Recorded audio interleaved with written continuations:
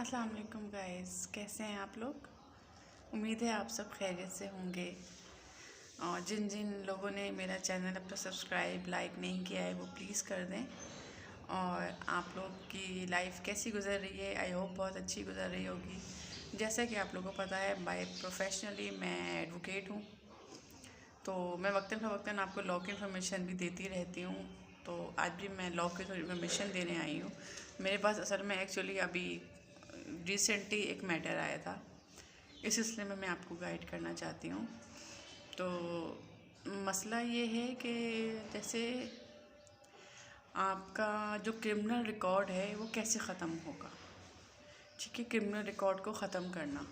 जैसे एक शख्स है, उसके ख़िलाफ़ कोई भी एफआईआर कटती है तो उसके बाद फिर उसका कोर्ट में केस चलता है, सिटी कोर्ट, हाई कोर्ट, जहाँ से भी उसका होता है मैटर। ठीक है, केस चलता है, उसके बाद वो केस ख़त्म हो जाता है, वो जीत जाता है। ठीक है, अब लेकिन जो क्रिमिनल रिकॉर्ड है वो तो एज़ इट इज़ है ना, वो आपको ख़ुद ख़त्म करना पड़ेगा। क्योंकि अगर आप वो ख़त्म नहीं करोगे तो आगे आपको जॉब्स में इशू होते हैं, आपको बाहर जाने में इश्यूज़ होते हैं। और अगर जैसे कहीं इलाके में लगी होती नाकाबंदी, आपको रोका जाता है, और जैसे ही आपका NIC नंबर कंप्यूटर पर डाला जाएगा, आपका पिछला सारा क्रिमिनल रिकॉर्ड ओपन हो जाता है। चाहे आपने कोई क्रिमिनल काम किया हो नहीं किया हो, बस आपके ख़िलाफ़ FIR होनी चाहिए। ठीक है, तो आज मैं आपको वो चीज़ किस तरह ख़त्म होती है, क्रिमिनल रिकॉर्ड किस तरह ख़त्म किया जाता है, वो मैं आपको बताऊँगी। जैसे कि गाइस, अगर किसी के ख़िलाफ़ FIR कटती है तो उसमें उनका वालिद का नाम लिखा जाता है, उनकी NIC नंबर लिखा जाता है, उनके घर का एड्रेस लिखा जाता है, उनका इलाका लिखा जाता है, और उनकी डेट ऑफ बर्थ लिखी जाती है। इन सब से वो क्रिमिनल रिकॉर्ड में वो चीज़ें उनकी सेफ़ होती हैं। ठीक है, सबसे पहली बात तो ये कि कोशिश करें आपका नाम कभी भी किसी FIR वगैरह में ना आए। और अगर करें गलती से बाय मिस्टेक ऐसा हो भी गया है तो इस रिकॉर्ड को आपने ख़त्म करना है। कोई भी एमरजेंसी होने से पहले, एमरजेंसी मीन्स कि आपको कहीं बाहर जाना पड़ रहा है या कहीं इलाके में कोई नाकाबंदी हो गई है, कोई से हालात ख़राब हो गए, तो उसमें आपके दोबारा फंसने के चांसेस बहुत ज़्यादा। पहले आप अपना रिकॉर्ड ख़त्म कर दीजिए। जी गाइस, इसके लिए आपको सबसे पहले दरख्वास्त देनी पड़ती है SPCRO को। SPCRO को आप जिस भी आप ज़िले में रहते हो, उस ज़िले के SPCRO को आपको दरख्वास्त देनी होती है। और उस दरख्वास्त में आपको मेंशन करना पड़ता है अपनी FIR नंबर, अपना नाम, अपना NIC नंबर, फादर का नाम, जो सेक्शन आप पे लगाया गया है वो। और आपको दरख्वास्त में ये चीज़ लिखनी पड़ती है कि जी मेरे ऊपर ये FIR कटी थी और ये मेरा केस इस कोर्ट में चला है।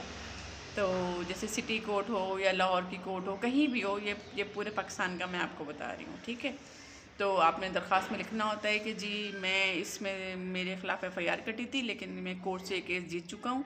आपने उसमें एक ऑर्डर की जो कॉपी आप लोगी वो भी आपको उसकी फ़ोटो स्टेट लगानी है। ठीक है, फ़ोटो कॉपी लगानी है। इसके अलावा आपको एक मतलब हल्फनामा बहुत ज़रूरी चीज़ है। आपको उसमें एक हल्फनामा लगाना होता है कि जी मैं इस तरह इसमें मुझे लिया गया था, लेकिन मैं बाइज़्ज़त बरी हो गया हूँ या मेरा केस ख़त्म हो चुका है, ये ऑर्डर की कॉपी है। और आइंदा अगर मैं किसी एक्टिविटी में था नहीं था, मैं आइंदा भी कुछ करूँगा इस तरह किसी एक्टिविटी में मैं शामिल ना हूँ। ठीक है, ये NOC आपके लिए बहुत ज़रूरी होती है आपकी लाइफ के लिए। ठीक है, और उस दरख्वास्त में आपने गाइस ये चीज़ लाजमी मेंशन करनी होती है कि जी इस तरह का मैटर था मेरे साथ, जो कि मैं क्लियर कर चुका हूँ।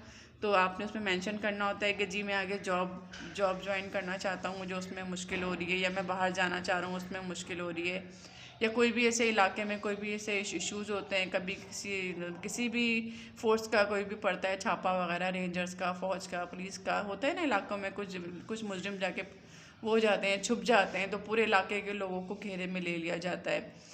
तो उसमें भी अगर आपकी ये चीज़ अगर आपकी नहीं होगी क्लियर, तो वहाँ पे उनके पास मशीन होती है, उसमें अगर आपके वो NIC नंबर डालेंगे तो आपका रिकॉर्ड सामने आ जाएगा। उस सिलसिले में फिर आप भी दोबारा पकड़ लिए। जी मैं दोबारा आपको मेंशन कर दूँ गाइस कि इसमें NOC के लिए आपको SPCRO को दरख्वास्त देनी पड़ती है। दरख्वास्त में आप NIC की कॉपी लगाओगे और आपके जो केस का ऑर्डर आपको मिले केस ख़त्म होने के बाद वो लगाओगे, हल्फनामा लगाओगे, और उस एप्लीकेशन में आप ये मेंशन करोगे FIR नंबर, अपने इलाके का नाम, फादर का नाम, अपना NIC नंबर, घर का एड्रेस, सब कुछ। इसके बाद SPCRO आपकी दरख्वास्त ये कि अपने पास रखेंगे, वो सबमिट करेंगे, फिर वो इसकी स्क्रूटनी करेंगे, वो चेक करेंगे कि जी आया ये बंदा सही कह रहा है कि नहीं, किस तरह का सेक्शन लिखा है, यही सच है कि नहीं है, जो भी है। और आपने एफआईआर की कॉपी भी लगानी है उसमें, अगर आपके पास अवेलेबल है तो बहुत अच्छी बात है। ठीक है, फिर वो स्क्रूटनी करेंगे, वो आपसे एक मांगेंगे, टाइम मांगेंगे कि जी आप इस डेट को पता करना है, इस डेट को हम आपको कॉल करेंगे। फिर वो जब चीज़ें चेक कर लेंगे तो आपको बुलाएंगे, फिर वो आपको वहाँ से वो लेटर दे देंगे जिससे आप ये साबित हो जाएगा कि आपका कोई क्रिमिनल रिकॉर्ड मौजूद नहीं है। ठीक है, ये इन्फॉर्मेशन बहुत ज़रूरी है, सबको होनी चाहिए, आप सबको भी होनी चाहिए। अगर कोई लेडीज़ देख रही हैं तो वो अपने फादर को, अपने हस्बैंड को, अपने भाई को ये चीज़ बताएं कि अगर अल्लाह ना करे ऐसे किसी चीज़ में उनका नाम आता है तो वो इससे अपने आप को क्लियर करवाएं, ताकि उनको आइंदा बाहर जाने में, जॉब करने में, किसी भी सिलसिले में उनको कोई भी प्रॉब्लम ना हो। क्योंकि अगर ये काम आप बहुत टाइम गुजरने के बाद करते हो ना तो फिर आपके लिए थोड़ी मुश्किल खड़ी हो जाती है, क्योंकि फिर ये चीज़ को जाहिर करती है कि जी ये बंदा के लिए कोई वैल्यू नहीं थी, ये बंदा इसमें वाकई फंसा हुआ था, तो उसने वाकई खौफ के मारे अपनी एनओसी लेना ज़रूरी नहीं समझा। तो उससे बेहतर यही है कि जैसे ही आपका केस ख़त्म हो आप फ़ौरन से पेशतर जाके अपने नाम का वो करवा लेना, क्लियरेंस अपनी लाजमी करवा लें।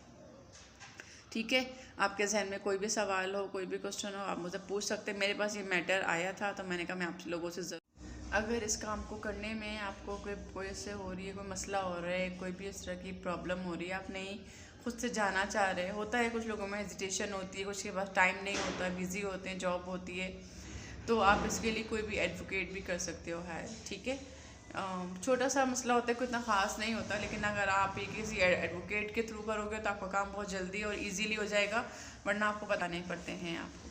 ठीक है, कोई भी आपको एडवाइस चाहिए हो, कोई भी मशवरा चाहिए हो, कोई भी आपका सवाल हो, कुछ हो, तो आप मुझसे इस कमेंट बॉक्स में पूछ सकते हैं। मेरा नंबर भी डिस्क्रिप्शन में मौजूद होता है, आप मुझसे रब्ता भी कर सकते हैं। ठीक है, तो आई होप आपको मेरी आज की ये इन्फॉर्मेटिव वीडियो बहुत पसंद आई होगी, आपको थोड़ी बहुत इससे हेल्प ज़रूर मिली होगी। ठीक है, तो प्लीज़ मेरे चैनल को लाइक करें, शेयर करें, सब्सक्राइब करें और अच्छे से कमेंट करें और अच्छे से मुझे मोटिवेट करें। थैंक यू, जज़ाकल्लाह।